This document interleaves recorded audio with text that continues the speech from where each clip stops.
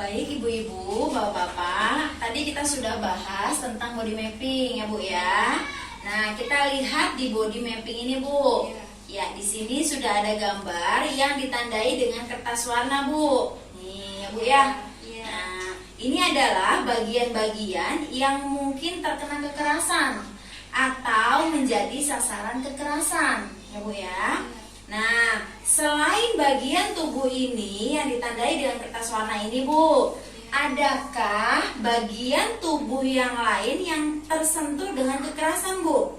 Ada Bu. Ya, yang mana Bu? Alat Enggak. vital, Bu. Iya Bu, betul. Betul sekali Bu Ana ya. Alat vital misalnya ya, alat vital ini maaf, misalkan bagian dada ya Bu ya, atau di pantat, itu berpotensi menjadi sasaran kekerasan ya Bu ya. Jadi kesimpulannya bahwa semua bagian tubuh anak ini dapat menjadi sasaran kekerasan Bu.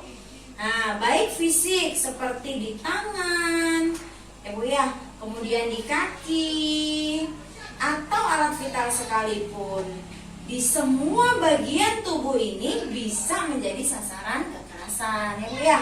Nah, selanjutnya kita beralih ke flip chart 6 dan 7 Bu, tentang jenis kekerasan dan perlakuan salah ya Bu ya.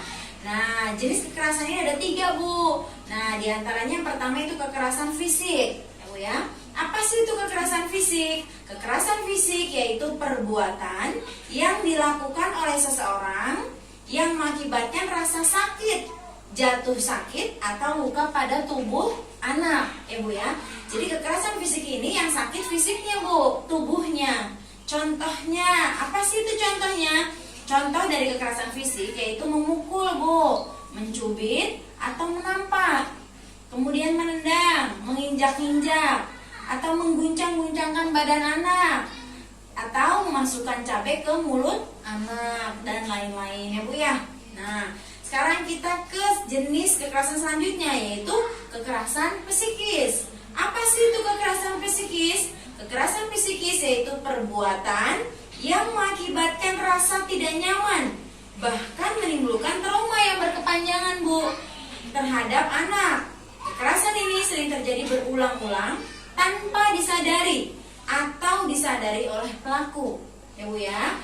Jadi kekerasan psikis ini tidak menimbulkan luka, namun menimbulkan trauma yang berkepanjangan terhadap anak ya Bu ya. Apa sih itu contoh dari kekerasan psikis? Contohnya memelototi anak Bu, kemudian mengatakan anak bodoh, tuli, tidak tahu diri, membanding-bandingkan, kemudian membenci anak, sasaran kemarahan, dan lain-lain, atau tidak menegur anak ya Bu ya. Ini termasuk kekerasan psikis yang bisa menimbulkan trauma ya Bu ya. Selanjutnya itu ada jenis kekerasan seksual Bu.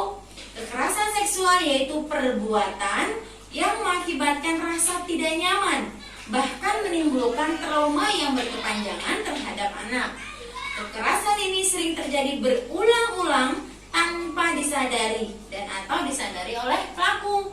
Contohnya kekerasan seksual yaitu, mohon maaf, pantat dicolek-colek, alat kelamin diraba-raba, bagian dada diremas-remas, kemudian dipaksa melakukan oral seks, diperkosa, disodomi, atau bahkan dijual ke mucikari dan lain-lain ya Bu ya.